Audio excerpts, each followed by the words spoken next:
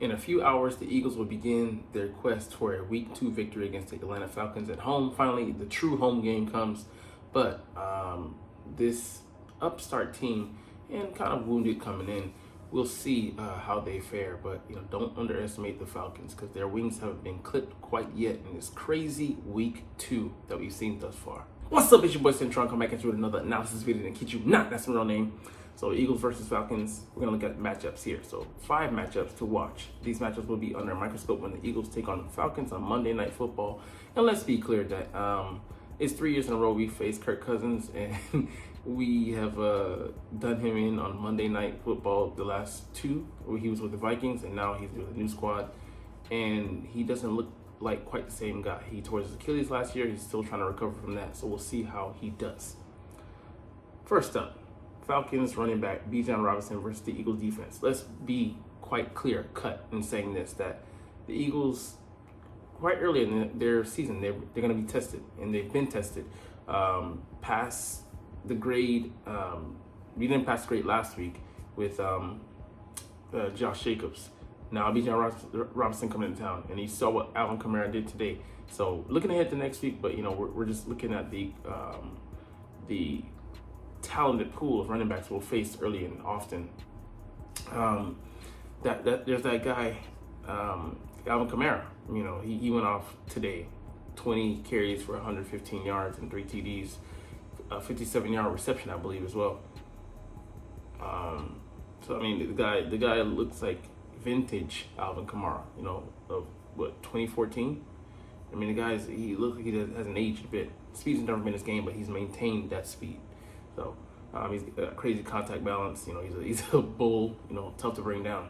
Anyways, let's get back to Bijan. Sorry. On that note, man, this guy is fresh coming into the league in his second year, the 8th overall pick in 2023. He's the full, complete package. I mean, he can run inside, outside, can fit into any system. He's got power. He's got speed. He's got soft hands. He can run routes like a receiver.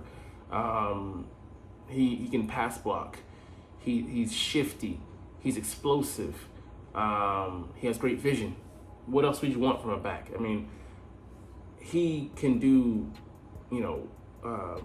much more damage than the Atlanta, than Josh Jacobs did against us. So we'll see who's going to be defending him in the pass game.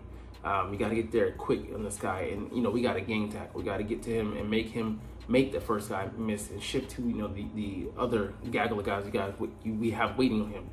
Because if we don't, this guy is going to exploit those weaknesses and get some explosives in the run game.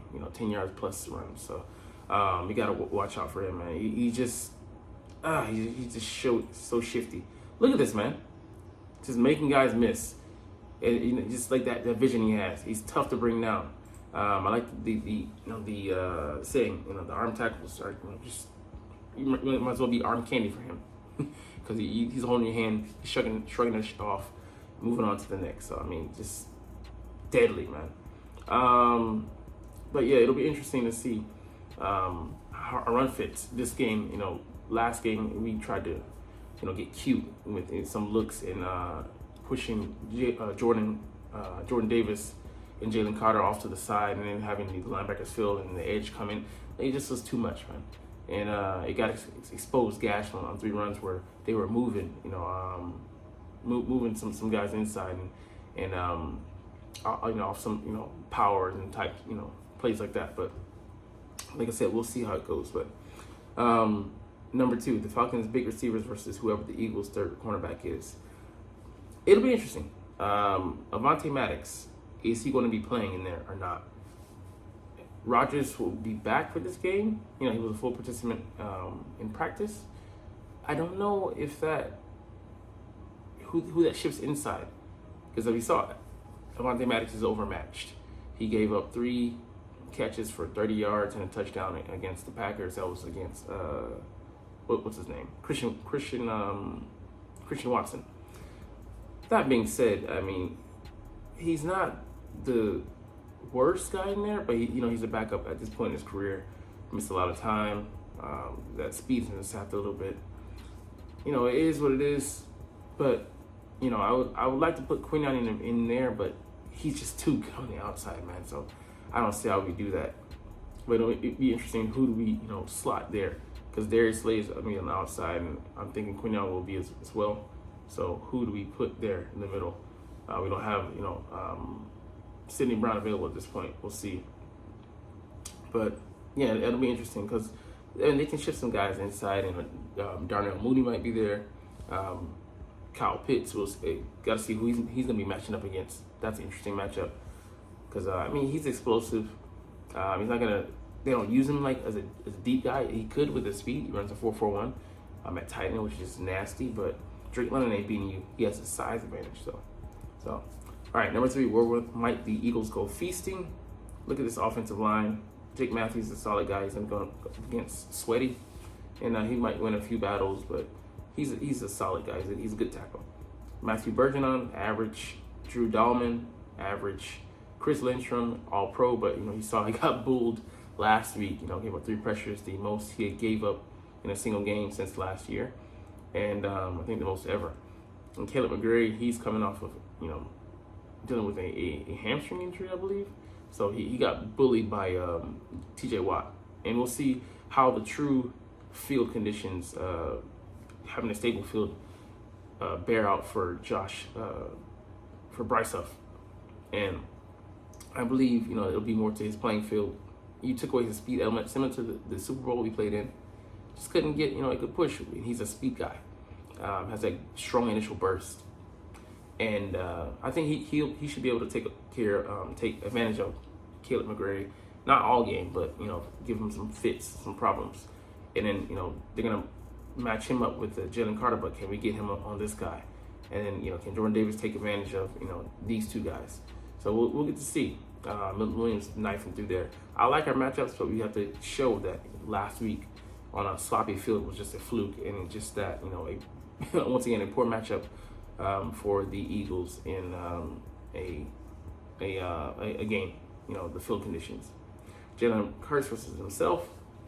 I believe he's going to take better care of the football this game. I'm not saying no turnovers, but I think he's going to minimize the turnover-worthy throws and look to have us in the groove. But we'll see how this next one bears out because it's huge. But, they got a solid, secondary there. Justin Simmons, Jesse Bates, and AJ Terrell. And without our guy below, it's going to be, all the more arduous. But AJ Brown and Devonta Smith versus Mike Hughes and D. Alford. I like that Terrell versus AJ versus AJ, but we won't have that this year. And Devonta will be the next man up. I still think he can beat AJ Terrell, but how will we redirect this offense? Through him, but Goddard's got to step up. Saquon Barkley might get a little bit more work out the backfield. Will the Jahan Dotson be highlighted this week? We'll see, because I think we can take advantage of their number 2 and number 3. That being said, who gets to work? Do we spotlight Johnny Wilson a little bit? Britton Covey out the slot. Paris Campbell most likely going to come up from the practice squad, so we'll have to see.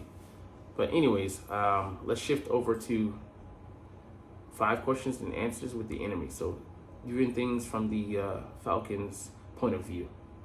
So number 1, everyone's talking about how Kirk Cousins appears to be less than 100% coming off the Achilles injury. To what extent are you concerned about him this week? What kind of offensive adjustment do you expect to see, if any? So if you look at the film, Kirk isn't moving like he should be, because he's coming off that Achilles injury. He's not quite ready yet. They tried to put out some film this week and him in practice, and if that's recent, great, but you don't know if that is the case. But he was coming up from under center, and that is huge, because they didn't do any of that stuff in week 1. He was a statue back there, even more so than he usually is, and him being limited into what kind of throws he can make, how much of the mustard he can put on his throws, from his transferring from his lower body to his upper body, him basically being limited to making upper body throws, using his upper body strength.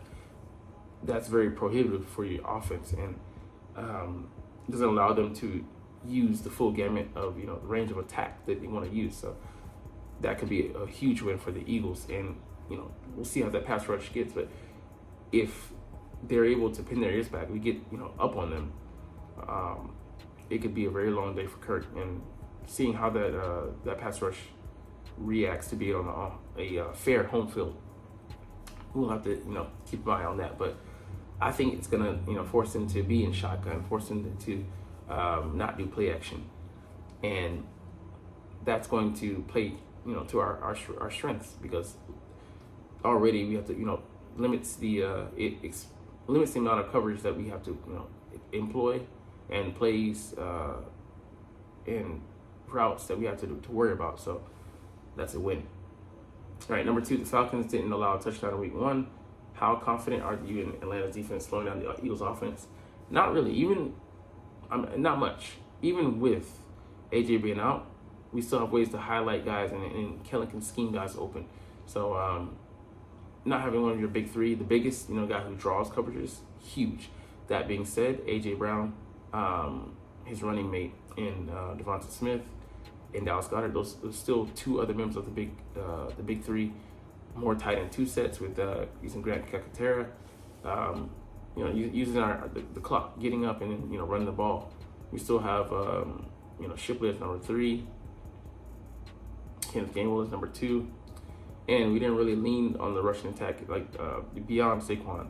So shortening the game up and putting the pressure on Atlanta to keep pace. Because I don't think they're going to be explosive. They didn't light the barn up either. So I do like, even if this is a low scoring game, I still think that's advantage Eagles. All right, number 3. At this point in time, do you feel like Bijan Robinson was worth the number 8 pick? If the team could do it over, would you rather have them take Jalen Carter, who went 1 pick after him, or another player instead? I don't know, man. I think it's a push because I think they felt really confident in taking him. And I don't know, all things fair considered, if Jalen Carter didn't have the head case problems that they assessed him, would they have taken him? I think so. But they did choose Bijan Robinson, and he's a great fit for any system, any team, but especially to be a key cog centerpiece in that rushing attack, to be the straw that stirs the drink there in Atlanta. Now, that being said, I think they would choose Carter if everything was fair and balanced. But with the way they saw him, preconceived him, I still think they would go with Bijan. So, but I still think he can have a great impact. And I have a kind of a secret wish that in a couple of years I maybe won't grant it, but I do think that he could have just as great an impact on the offense as Jalen Carter could have on the defense, be pretty much their offensive MVP. So I think at this point it's a push. All right, can you get some insight on the Falcons injury situation? So McGarry, he's gonna suit up, but have to watch, to see if he's gonna be limited or he's gonna need some additional help. But their linebacker, the backup linebacker, and cornerback Antonio Hamilton, they're missing time. So those are depth guys, but really missing only one guy. They have some guys on injury reserve, but that's pretty good for them. The big thing is Kirk Cousins being out there, but he's not healthy. So will we see the number 8th overall pick? Number 8, interesting. 2 years in a row. Michael Penix. Don't know, but if we do, that Kirk Cousins ain't right at all. Anyways, we'll get up out of here on that note. But hey, you're not even watching, but it's all good because I love talking about the Eagles and I love making these freaking stinking videos with my favorite team. So we'll do this officially, but as always, it's Fly Eagles Fly, and let's motherfucking go. Like, comment, share, subscribe if you want. Thanks for watching. Check me out at Cintron Anime, Cintron Life, or Cintron Laughs, or other social media.